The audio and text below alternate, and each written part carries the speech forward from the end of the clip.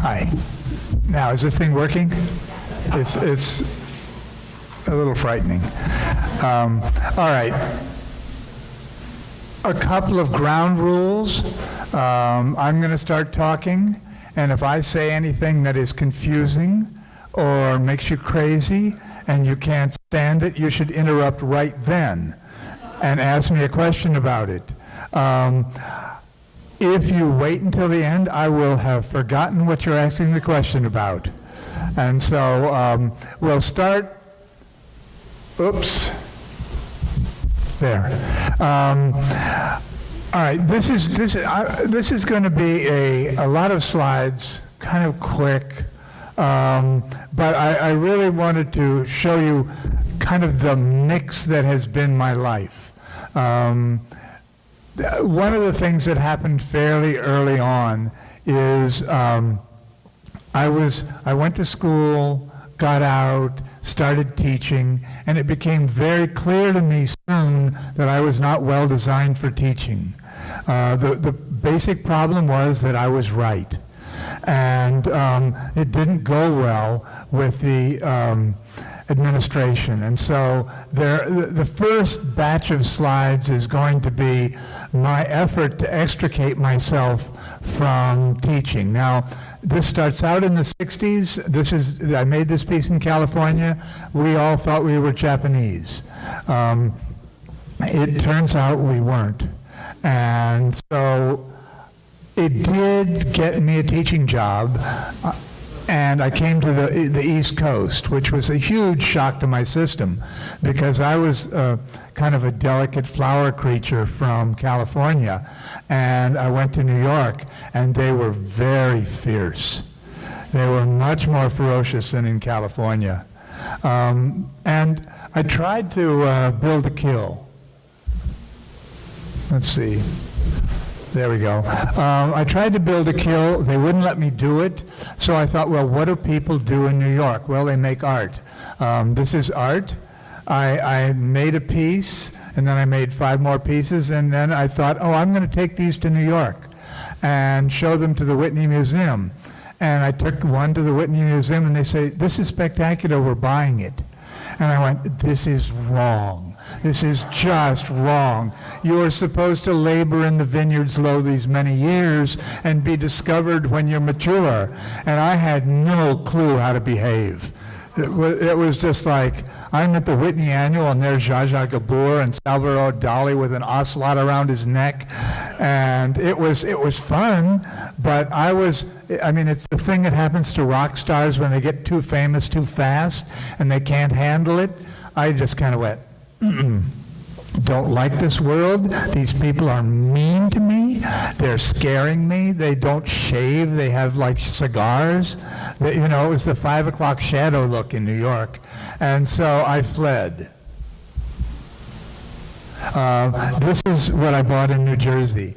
We were on Staten Island. I was still teaching, and I thought, and I was making sculpture. You know, those things got big. I needed 13-foot ceilings, so we shopped for 13-foot ceilings, and that's what we got. We bought the barn, and the house came with. And so that is where we still are. That was sometime 40 years ago. So I went back to making Japanesey pottery. I knew I wasn't going to last in teaching. So I had to figure out how to have another life. And that was right at the beginning of the craft movement when the world was seriously different in terms of crafts. I can remember being at Rhinebeck, and they had a big rope at the gate. And there were a crowd of course, women behind this rope, and they dropped the rope, and the women ran to buy. And people were sold out a year in advance by noon.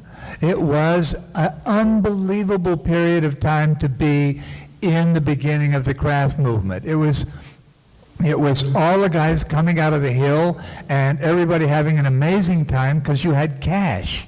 It was different than the rest of the time in the year. You had pockets full of cash. In fact, one of my favorite buyers, this little guy, and his little wife. They were little round people, and they would come down the aisle like this, and they were so sweet together, and he would come in, and he'd had overalls on, you know, the bib ones with all the pockets, and he'd come into the booth, and he'd say, "Oh, good to see you, blah, blah, blah." And then he'd say, "I'd like that piece," and it'd usually be the biggest piece. And then he would begin taking money out of the pockets, and he'd have the $20 pocket, and he'd have the $100 pocket, and he'd have the $50 pocket, and it would take him 5 minutes to pay me. It would be this dance of payment. It wasn't like write a check, goodbye. This was beautiful. This was really so much fun. And it was that kind of feeling about the newness of the movement was really, it was a wonderful time to get started. This has to do with teaching. I was trying to understand how to make good pots, and still thinking that I was slightly Japanese. I thought, well, the way they do it in Asia is they copy the masters. And so this is my copy of a Sung Dynasty piece. This is also simultaneously, I'm being fired for the second time. It's 1974, and the economy is in the tank. And I grew up in a family where nobody discussed money. My father was a doctor. He worked for a hospital. He got paid. Money was never discussed. So I'm suddenly in the world responsible for everything, making money, all that stuff. And I go, oh my God, it's the end of the world. We're going to have a depression. What is depression proof? Because I'm not going to have a teaching job. They fired me. So I thought, death. And so this is my burial urn series. I was doing tons of burial urns, and then, of course, I took them down to the local crematorium, you know, because these are for ashes. And I took them in there, and I had a big box of these porcelain beauties, and I opened them up, and I said, I'd like these to, you know, to sell these, and you could buy them and sell them to your people for ashes, and they could go in the niches. And he looked at me right down his nose, and he said, you know, we only allow bronze in our niches. And I went, screwed by hierarchy of materials again. You know, it was just unfair. Luckily, they didn't fire me because they were incompetent. And so I got to teach a little while longer. This is where I suddenly decided, okay, I've copied the Japanese, I've used them up. Let's make something that is mine. And of course, being in ceramics, you deal with it technically. So I invented this glaze that I'd never seen anything like, and an airbrush thing, and I had these discs. They were discs, they had no feet, they hung on the wall. They were entirely useless. And this is in the heyday of, is it dishwasher proof? And so the first time I went to the fair and set these things out, it was, well, first of all, my wife had come down to the studio. Now, she's Chinese and doesn't believe in dirt. And so she never would come to the studio. But this time I said, you need to see this new work I'm taking to the show. And she came down, and I had it all laid out, ready to pack up. And she looked at it and she said, this is terrible. You will never, ever sell any of it. And I went, well, thank you, dear. And off I went to the show and sold enough to buy a truck. And I was so proud of myself. So for years, she was my barometer. If she liked it, I was in trouble. But if she didn't like it, I figured it was going to be successful. Oh, at this stage, I suddenly discovered American Indians. And this is the beginning of the work that you see now. The thing that happened here is I am just fired for the last time. And they gave me a terminal sabbatical, so they slid me into the world at half pay, which was perfect because I was desperate to get out of there, and they were desperate to get me out. And so it was an ideal solution. This piece is a result of getting off the wrong floor at Pearl Paint. It was an art supply store in New York, and I got off on the graphics and layout floor, and there was a wall of tapes. If you think back to that, see those big things? Those are cut masking tape masks. I got these little chart pack tapes, and they were perfect. But if you go back to here, this is gray. And gray is not my big-time favorite. And so the issue was, how do I begin to get color in these things? So I did a little glaze, and then I thought, I'm going to paint them. And this was so illegal. This was just the baddest thing you could do. But so I crept up to, I got these paints from Nanny's Mold Parlor. I figured at least it's a ceramic source. And started painting, and people were actually buying these, much to my relief. This piece was, okay, I am now fired. I talked to the people at the New York Museum, and they say, oh, we'd like to give you a show. You can have it in the mini gallery. And I went, cool.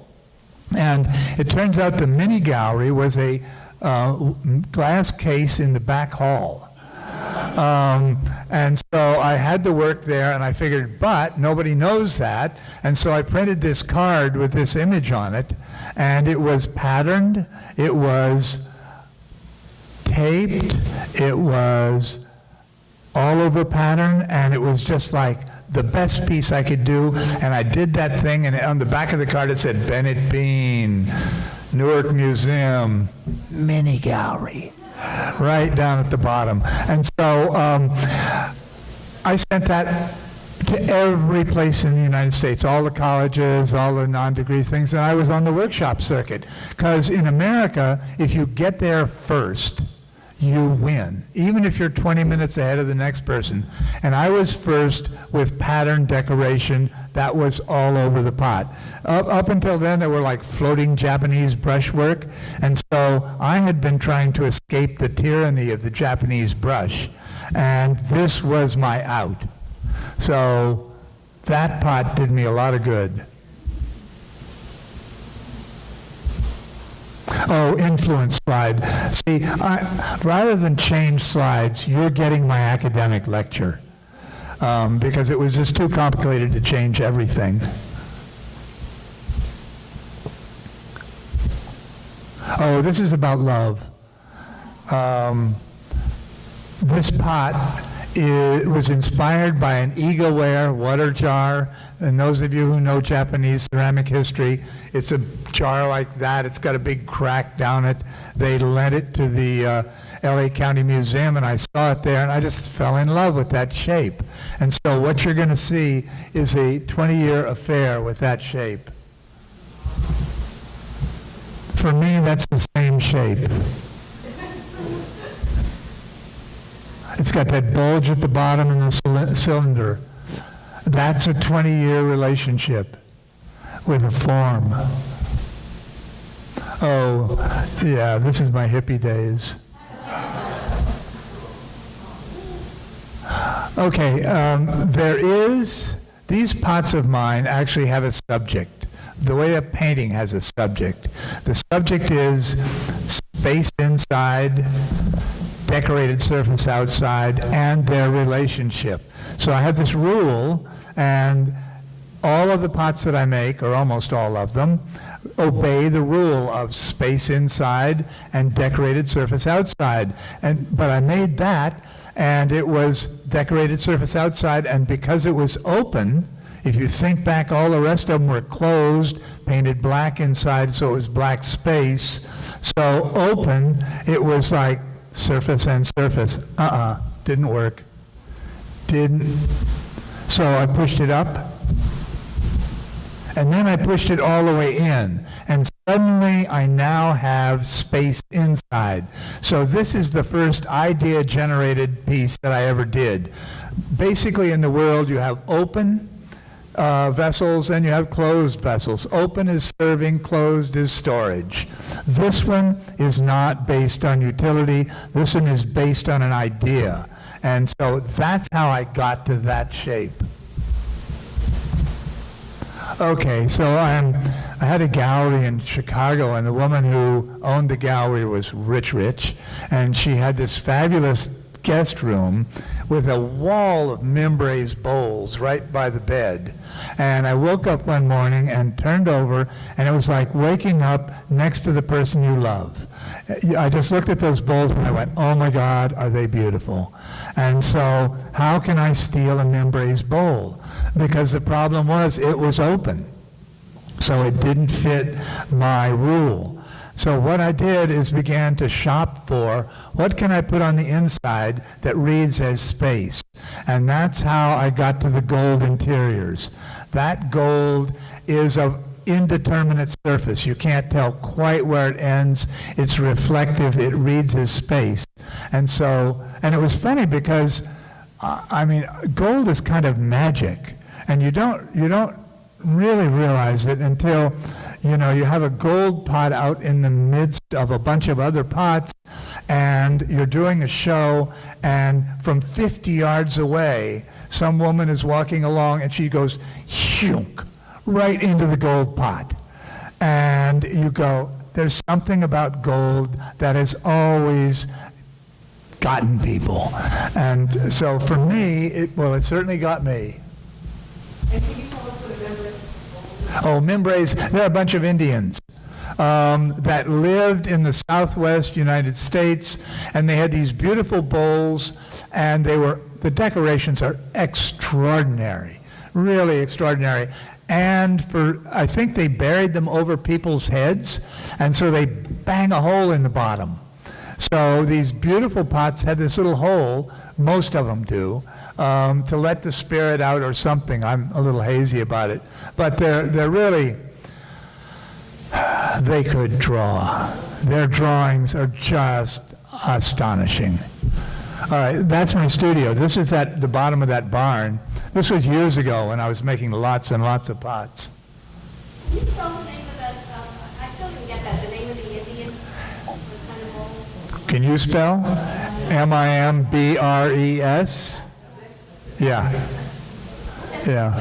And then, okay, there is a Japanese tradition of repair. And so in the firing process, which is just a big fire in the yard with the pots in it, some of the pots crack. And I was thinking, well, gee, these are nice pots. It's a shame to not fix them. So you can't really see on the first slide, but there's a little butterfly in there. This one was in 12 pieces.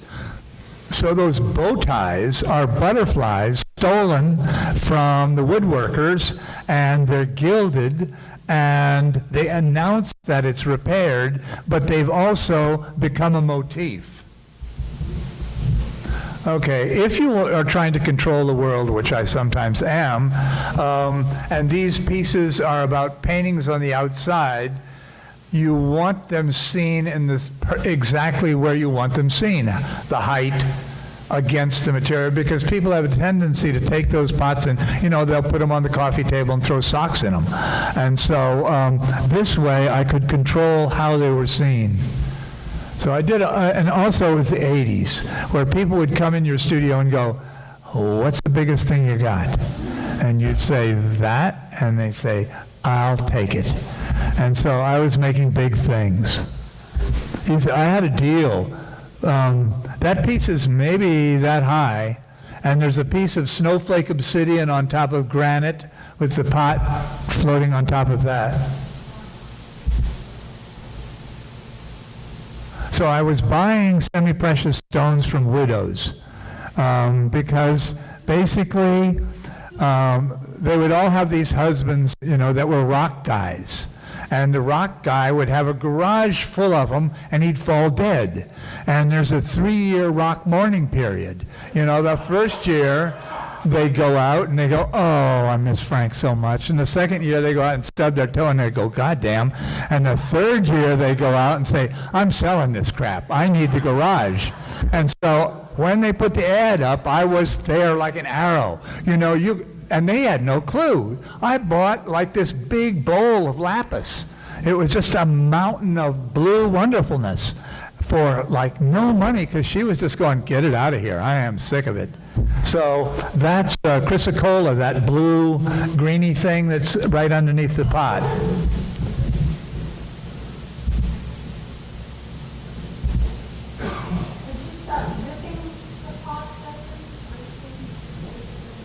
Not yet. Wait. We're getting there. Oh, this, Elton John's got this one. Or he had it. Who knows whether he's got it. Stuff comes and goes in his life, but he bought it. And it's a monster. That granite is heavy. I broke most parts of me on this thing just trying to move that stuff around. And then it's bronze, because there's a basic characteristic to my life, and that is I do not make distinctions between this and that. I've been a Tibetan Buddhist for years. I used to sit like 2 months a year. So after you've seen your mind enough, you stop making these distinctions between this and that. And so you're going to see a lot of things that look really different. Well, they don't look any different to me, because I didn't build the wall in my mind between this thing and that thing. So you saw the ceramics one. These are bronze ones, because I needed something for the yard.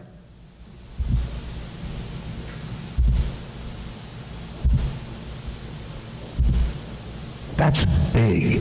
That's like that tall and weighs really a lot. It's a big bronze thing. And this is kind of the swan song of the 80s, right before the crash of the 90s. Because my life is constructed around the economy. If the economy is spectacular, my life is amazing. If the economy is a little grim, well, things aren't as perfect as they might be. All right, so somebody asked me about the cutting up of the pots. You see that little dent in the pot? That little tiny dent? So I am throwing along and the bowl tears. And because I am paying attention, because I've been doing a lot of sitting, I look at that and I go, oh my God, look at the opportunity. And it's just like virginity. Once that has happened, now it's like, let's play. And so this is playing.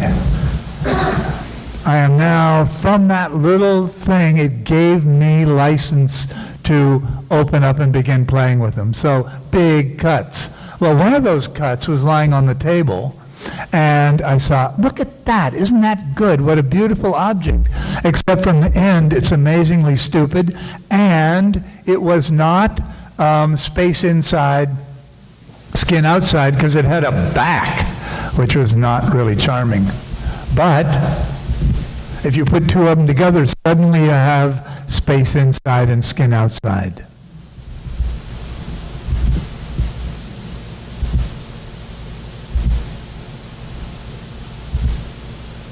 Okay, then I get this commission from this couple, and they're darlings. They've supported me for years and years, one way or another. And they said, you know, we're in a New York apartment. We have no more space. Can you make us a little tiny pair of pots? And so I thought about them, and I thought about them kind of actually screwing and locked together like that. And I thought, I'm going to make a pot that memorializes that. And so those pots are interlocked in the same way that that couple is interlocked, and it began the whole series of pots. So, and commissions are really interesting to me because they push me to be in a place that I wouldn't ordinarily be. And when I was young, I'd go, screw you, I am not going there, because I am perfect and I have my own ideas. And with age, you go, well, how charming. What a wonderful idea that is. Let's see if we can both get something we like. And so for me, it's a good deal more fun. So these things, the ceramics community kind of hated those big granite things because they're hard to move around the house. And they were so relieved when I started making things you could pick up again. It was really very interesting to me. So there were a lot of these.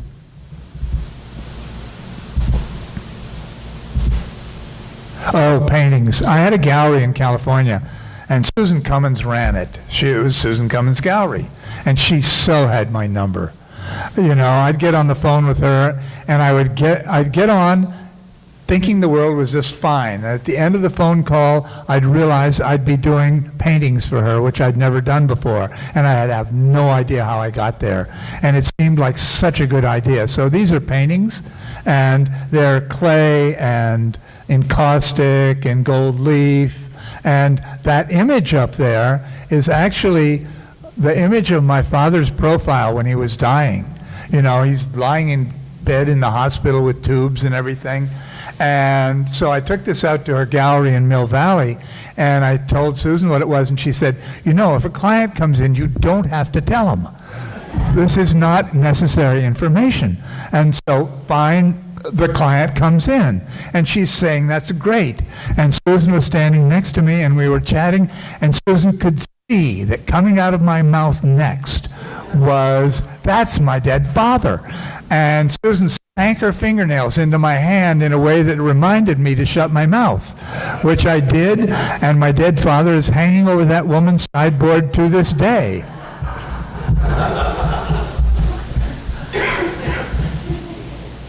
This is killing those little fur seals up north. And then semi-precious stones and encaustic, that's maybe that big. It's metal and encaustic, so. Then this was a commission, and it's on aluminum. It's about 7 feet tall. It's plywood and clay and gold and encaustic and stones. This is the yard. Yeah, well, it all doesn't look like that. I had a deal with a tombstone maker who lived in the Bronx. So he had no dump, and out in New Jersey, we have good-looking rocks. You know, they're called moss rocks. And so they don't have any rocks on Long Island, so they have to buy their rocks from New Jersey. So these big guys with muscles would load up the truck, fill it with rocks, take it to Long Island, come back empty, stop at my tombstone guy in the Bronx, pick up 13 tons of granite and dump it at my house. And I did that for 15 years. Once a month, I'd get 11 tons of granite. And some of them, you saw the earlier pieces, you know, sitting on those granite things, but that work came to an end. But it was such a deal that I couldn't bear not to do it. So I got it for some more years. But that's a wall made out of that stone. Oh, and this is the yard. If you don't make any distinctions between cooking and making art and making houses and making the yard, then you end up with a big hole in your yard. It's like a bowl in the universe. And then that bridge that went across it, well, the earth-moving guy, I came out and I was talking to him at the end. The hole was there and there was a little water in the bottom. I said, I'm going to put a bridge in. He said, well, you've got 2 days because I just hit a spring and you're going to have a pond here in 2 days, so figure out a quick bridge. And so I called my friend Mike, the bear trainer, and we put in sonotubes and drove rebar and put these 2 columns up and waited for the water to rise, which it did right over the top of the columns. I had miscalculated where the water was going to be. So I had to get a rowboat and make column extensions, and then I'm looking at these things sticking up in the pond and going, how the hell do you build a bridge? How do you get it out there? You know, you can't lunge from the side. And so I'm walking around for like 3 days and I go, dimwit, wait until it freezes and walk out and build it, which is exactly what we did. So we got a bridge. Oh, and then comes the columns. I needed a temple because in the afternoons I kind of wanted wood nymphs to lurk around, dancing around a temple, and I thought that would be nice for the place, and so I had to build columns. Well, this is the first column I built, which was instructive because I put decorations that were like my pots on the column, and they looked so stupid. They really did, because I hadn't realized that the motifs on my pots are designed for interiors. This is what happens when you travel. You go someplace else, you look back at where you were, and you go, no kidding, it's different. And that allowed me to realize that my pots have a distance. You can read them here, you can read them there, but you can't really read them over about 35 feet away. The motifs break down, and so that was great. And then I sent, see, we made columns. I bought a machine that squirted them out like toothpaste. They were and clay, they were clay. And we built a little temple, a warm-up temple kind of, and I sent that image to, I think it was all of the shelter magazines, and House and Garden printed it as a new product, and I was in the column business. In 6 months, we had 8 guys making columns down there. And we designed the sections to be 37 pounds because at that time I was hiring housewives that had made bad husband decisions. So they had huge patience and were willing to glaze and glaze and glaze, and they could pick up 37 pounds. So we had a big column business for quite a while, but then we started doing installations in New York, and we did the Ziff place in someplace up in New York, and it was like a 50,000 square foot house, and we were doing the ice cream parlor that overlooked the basketball court on one side and the women's aerobics on the other. It was the other life, the one that where you have extra, they built it on top of a mountain, and they just dynamited the top of the mountain. And then the son came and he said, that pond you put in the back, it's not big enough for my submarine. So they pumped it out and blew it up more. So they had a bigger pond for the kid to go around in. So it was fun, but it took 5 years, and it became so clear to me. I was not interested in 5-year projects. It's so nice in the world of ceramics. It's like, here's your pot, here's your money, how wonderful, goodbye. And, you will see them often, but it's not like you drive up with your crew and they go, we dropped the ceiling 2 inches, and you look at your clay things and you go, pack them up again, let's take them home, let's make them an inch shorter. So we did a lot of columns. There's the colonnade. This is what happens. We had a big job down in Deal, and there's a thing in architecture called a change order. When they order something and you make it and they change their mind and they have to pay you anyway, so you get to keep all the pieces. So on the left is the change order from Solicito, and on the right is the change order from this woman in California who ordered 8 pink columns, and then her decorator said she couldn't have them. And so she said, well, you'll just keep them. And then I designed a garden trowel, because I had these 16-year-old kids working for me, and 16-year-old boys are just a nightmare. They destroy every tool you've ever owned. It's like, goddamn girl, crash, there's the end of another trowel. So this is a boy-proof trowel.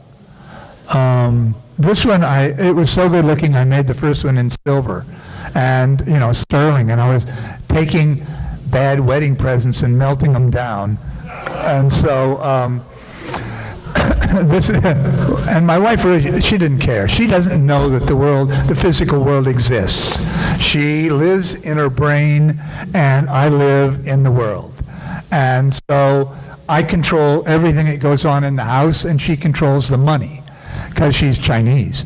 And, when we got married, she said, okay, and I somehow may have bounced a check or something. And she said, in China, the women handle the money, allowing the men to go think important thoughts. And I went, sounds good to me. And at dinner not long ago, a woman looked up at me and said, had any important thoughts lately? How large is that? That's that long. It's a bulb trowel. I switched into stainless, and I have some because they were $400, and that's a bit pricey for most trowels. The sterling one was $2,000, and it made Time magazine as the degeneracy of the new garden period. All right, so nobody needs a colonnade in the winter, so we were making tables. A lot of tables. This was the swan song of the tables. I made this table. It is really beautiful. Aluminum, granite glued to the bottom, and it was a little pink on the top, and I sold it to this lawyer, and I took it in and delivered it and set it up, and he said, well, it's too pink. It's not like me. And I'm going, get over yourself. But so I took it home and changed the color. And I said, I am not going to make any more commission pieces like that. Graph line tables. And these are dead trees. See the bottom? Those are solid pieces of wood. And there had been a hurricane.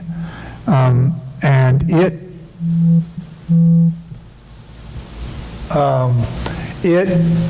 knocked down a lot of trees, so I went up to the sawmill and they gave me these great blocks of wood, and so I put stories on them. And I own a lot of that furniture. I truly think furniture is so hard to sell in the world compared to pots. Oh, and this is the chicken coop. This is right after we built it, so it doesn't look this way now. Oh, and then I made teapots. This is a bronze teapot. And then another gallery owner came up and she said, you know, people are buying teapots like lunatics. You need to make some teapots. And I said, I don't make teapots. My pots are useless. She said, not a problem. I said, well, what are the rules? And she said, a spout and a lid. And I said, I can do that, but they won't hold water. And she said, okay, no problem. So there's the spout, and shortly thereafter I gave up on the lid. And so these are teapots. Oh, and then I thought these are paired teapots. This is the marriage series. They come apart right in the middle, and they could pour there if they did. And this is marriage for money. This is mixed marriage,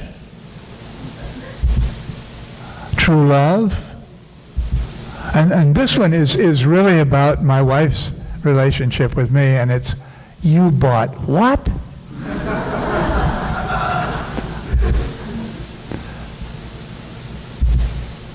Okay, so here's where I do my firing. This is the winter. This is sometimes not the perfect place to fire. And then, if you can do 2 pieces, then you do 3.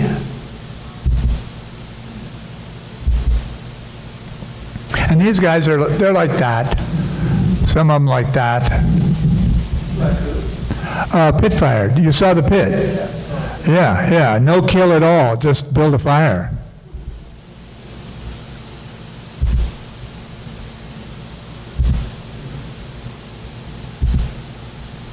And part of the deal is I'm really lucky in that up until old age has begun to set in, I could work all day and then go back after dinner and work till 11.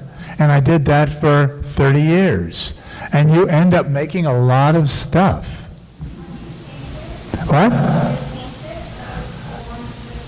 Oh, I'll give you the technique. They are thrown, trimmed, burnished, fabricated,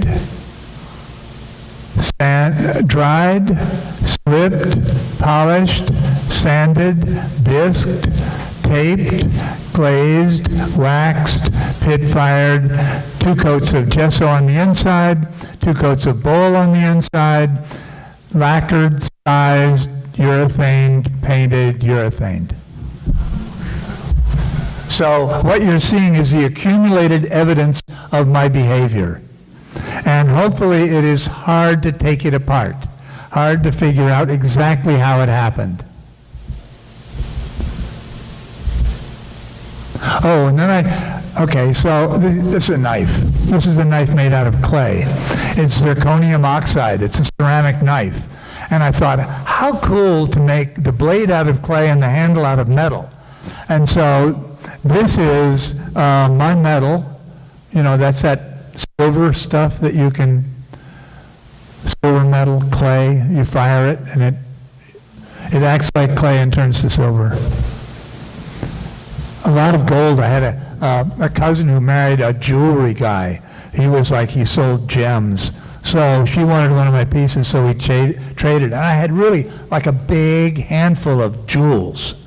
And so I called up this woman in Florida and I said, can you set these on my knife? So there's a bunch of the knives. Some are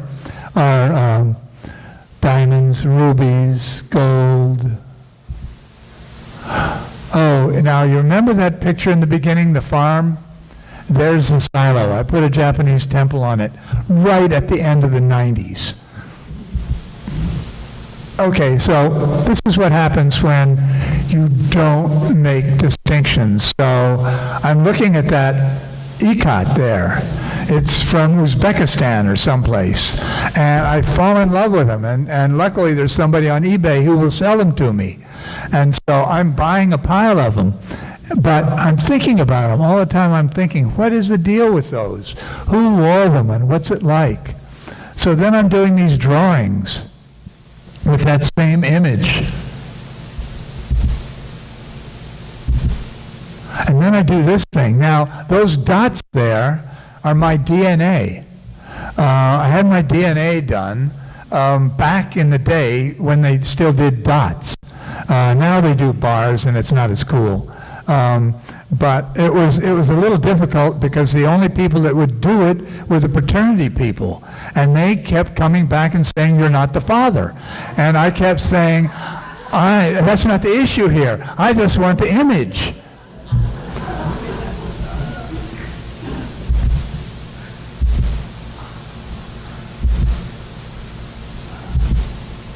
I made a bunch of these. I think it was right about the time the economy got really ugly. I forget which time. Oh, and this, if you don't make any distinction between objects and the house, then people like Met Home call you up and say, would you do a room in our show house? And then they print a magazine. While they existed, they then print a magazine with all the rooms in it. And they have, you know, everybody who's a big deal. And you could tell how big a deal you were by where the room was in your house. Dan Mack, who worked with me on the piece, or on the room, we got the maids' quarters. So apparently we weren't that powerful in the design world. But if you look at that rug on the floor, I said, we're going to need a rug. This floor is disgusting. And they said, no problem. We'll send you samples. And these huge boxes of samples would come from the rug mills. And you would open the box at FedEx one day. And you'd open the box and you go, no. And they'd say, here's another box the next day. And you suddenly realize you're dealing with money in a different scale than you're used to, because these people were sending this stuff. And so I finally found this is the rug material, drew a picture, put it in the fax, walked into that room 5 weeks later, and there was a rug on the floor. And I said, this is cool. I could do this. They hired me to do this installation at the Baltimore Craft Fair. So we built these rooms, and then my stuff, other people's stuff, furniture, we did the walls, display box, jewelry display thing I made. I designed it for hanging jewels in. We built in the price of a fancy printer so that we could print the wallpaper. And that bed, the sheets on that bed, I thought, what's the coolest sheet in the world? All right, well, you have to get French sheets woven by virgins. And you can do it, too, because they were made by nuns. And you figure, well, if anybody's going to be a virgin, it's got to be a nun. And so there were beautiful sheets made of thistles and flax and all these crazy things. So we made that bed, and then there's one of my rugs, and Randy Darwall's quilt. And it was actually fun to do. And then I did these. They're clay and encaustic and printed. If you use the wrong printing paper in a computer, the ink never sets.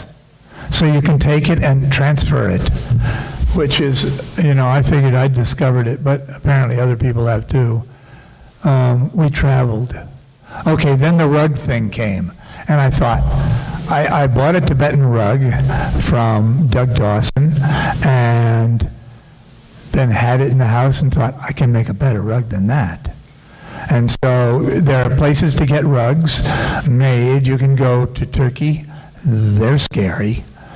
Or you can go to China and be robbed. Or you can go to Kathmandu, which is where the Buddhist group that I belong to had centered that in Dharamsala, but I thought, I'm going to Kathmandu. And so the rug thing began.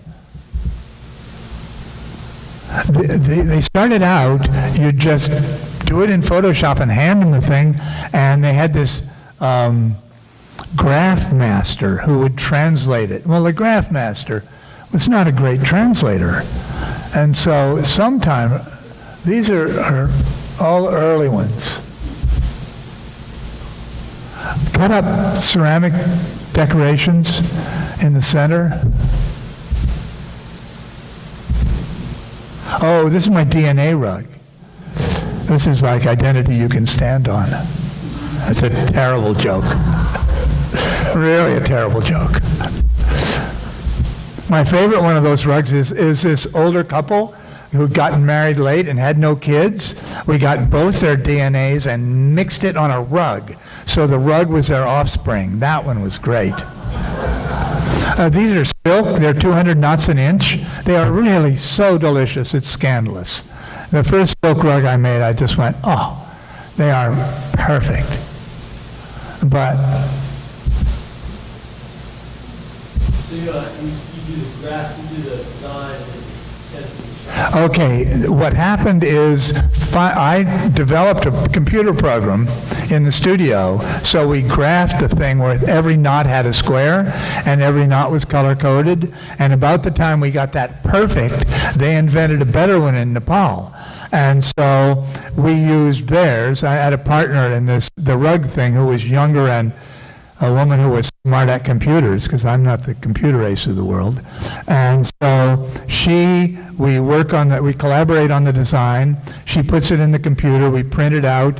You punch a button, it flies through the ether and appears in Kathmandu, and they print it full scale, hang it behind the loom, and then they weave to it. And we had like 60, no, actually we had about 240 colors to choose from, and then they had the color match there. I mean, it was a big production, and I went 13 times, and it was great. But it's kind of ground to a halt because the earthquake destroyed my weaver's factory. The roof fell in on all the records of all the rugs we'd made and all the color samples, gone. And so I'm not going back 13 more times to get the thing going.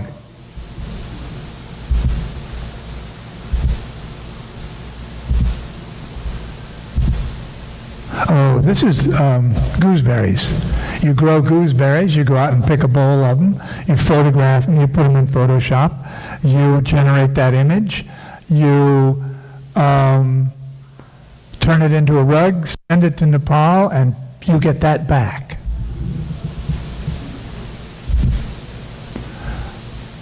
Tiles.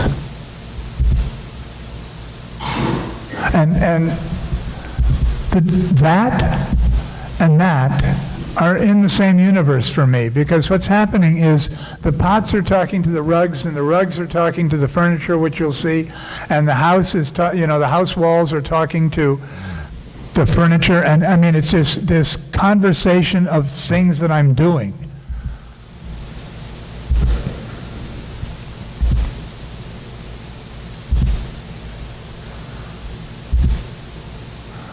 Commission of these wall pieces.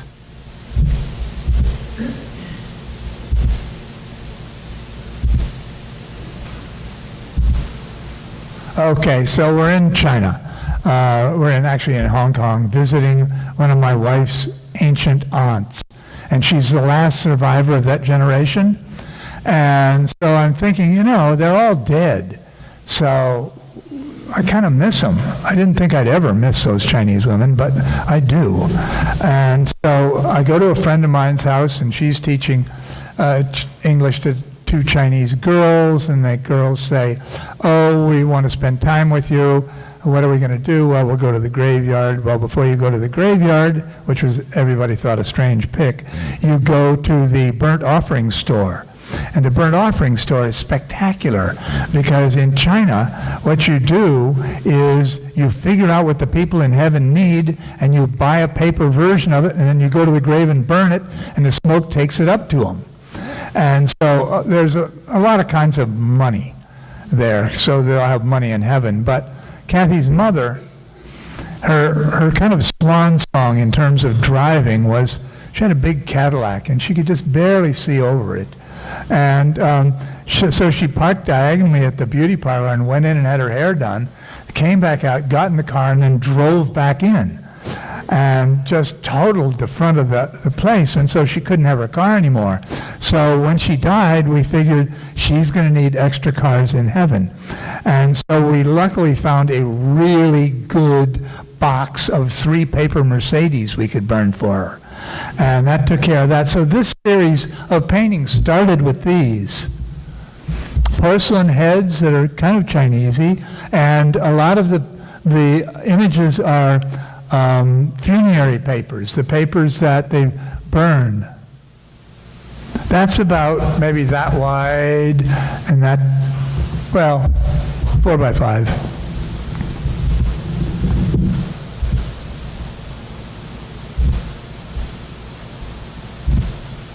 That's a big one. That one's like 8 feet wide. And then they switched. I kind of used up the relatives. And so, but I liked the imagery. So this is the body language series. I did a bunch of these. Oh, this is a rug. And a rug that was generated from a tiny fragment of one of the paintings. So when I'm talking about the interrelationship between the pieces, this is an example. A tree house. Oh, okay, so the house. This is the living room from my federal period. I've since recovered. A lot of Tibetan chests.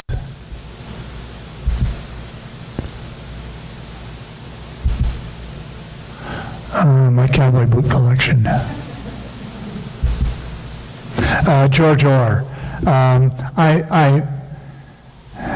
My basic piece of potter's arrogance is I knew George Orr existed, and I knew Carpenter was right up the road, and I thought, if I want one, I can make one.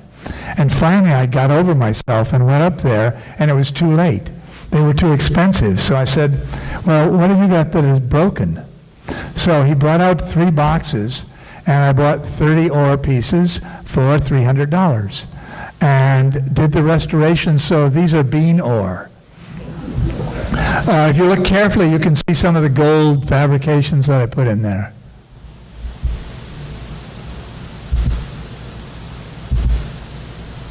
Oh, this is the new room. This is the only room in the house that I designed. And it was kind of the swan song of the 90s. And that wall is a collector's wall, because you see all those dots? Stainless steel rods go into those dots, and you can put shelves or racks or anything, depending on what you want to show, in any arrangement that you want.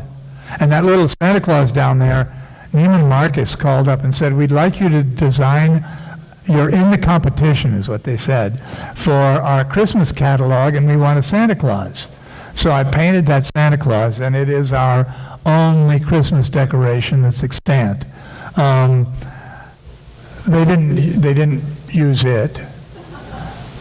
In fact, the catalog had stripes on it and nothing else. There was no Santa Claus. So I don't know what their deal was, but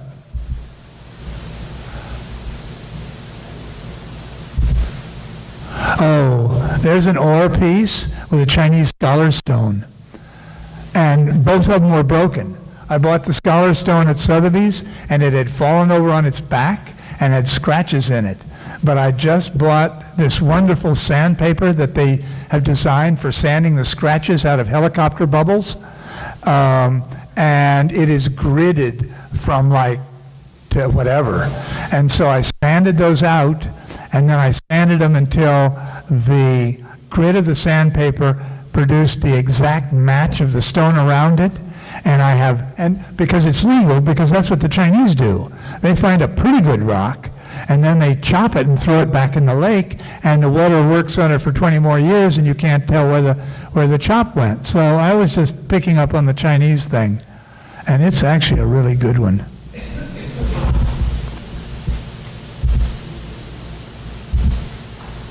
Oh, there's my firing. 4 pieces, if you can do 3.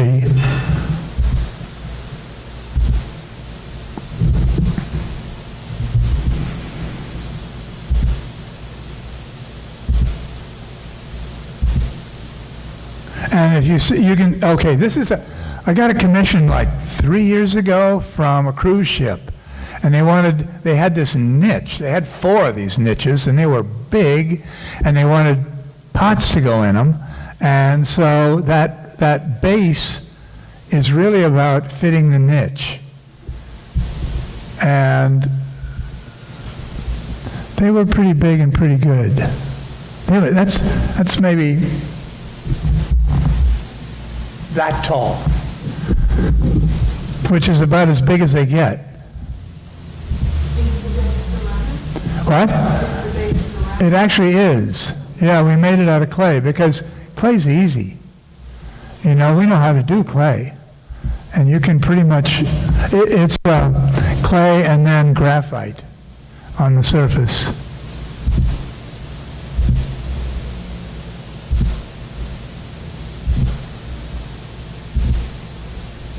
These are bowls. I'm making a lot of these bowls now. And they're like little baby guys up to like that.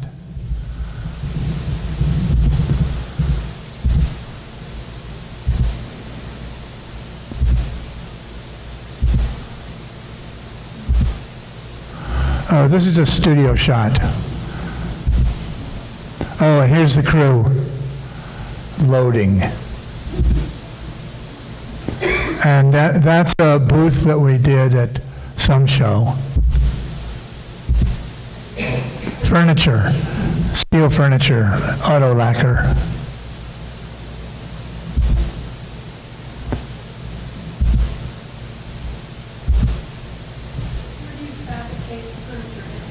No, out in the middle of Pennsylvania. I am done learning new techniques. You know, at a certain stage, I mean, that's one of the things about ceramics. It takes so long to figure out the technical stuff. Painters are so much smarter, you know. It's one of the reasons I started painting is because my fantasy life is so fabulous. I would put these things in the kiln and back would come dreck, you know, and I go, God damn, I have to put up with this unfortunateness. And so finally I thought, well, if I get the last word, because the last word in your life is so rare. And so I'm thinking, if I get the last word here, I get to paint, and paint stays where you put it. You know, it doesn't screw around on you. So, paint.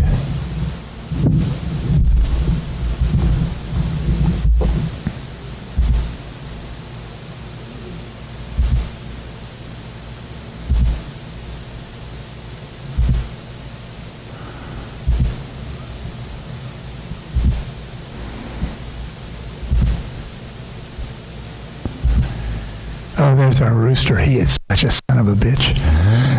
I mean, he was really sweet until somebody killed one of his hens, and now I think everybody wants to kill his hens, so I have to get rid of him. But I can't exactly kill him. That's not legal. So it's, who wants a mean rooster? He's a looker, but... Okay, so last year, was it last year? Yeah. I got another commission from the cruise ship people. and this was for 9 pieces, 4 this size and 4 that size to fit in niches. And so it was actually interesting to make them, and I never would have done it. The bottoms are aluminum, not stone, because stone is heavy, I already know that. And so they're sandblasted aluminum. Did they bolt those down? No, you know, it's interesting because I said, hey, you know, these things tip over. This was the first time. And she simply read me a glue number. And so they glue them down. So this is the most recent one. After I thought I'm going to make some more after we're done with the boat one, and that's one of the rocks underneath that gold thing. That's obsidian and anodized aluminum base and clay top. So these are all from the last, 4 months, 5 months? Oh, okay. The reason that I called this thing, be careful what you fall in love with, I have inadvertently fallen in love with glass negatives from Japan from the 1930s. And there is no way I can justify these yet as an art thing, because they are simply photographs. But we're working on it. I just thought, look at that. That is so cool. She's got on headphones. She is so with it. In 1930 with her headphones, I just think, oh, cool. So I don't know where they're going, but I sure like them.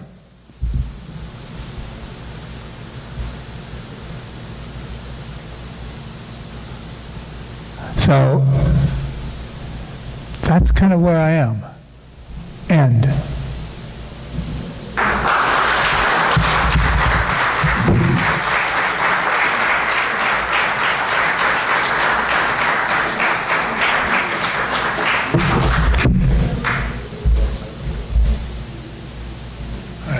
Oh, you got any questions? Yes, absolutely. Or did I use you up? Can you give a range of days with, from a small piece to a large piece, how long would it take you? Oh, yeah, I know what you mean.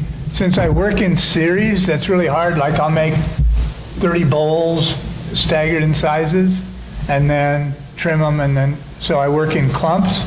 And it also depends on whether I get it right the first time. Because some pots are so annoying. Because they start, almost all of them start out ugly. Occasionally you'll get one from the kiln and you go, I hardly need to do anything. I can just float through this. But it's, so maybe 3 or 4 hours on a little bowl. Because to throw it is like nothing. It's sitting there painting that takes the time. And if you get the paint right, it's great. If you get the paint wrong, it's not so great. So that's that. Anybody else? Yeah. Are you still working?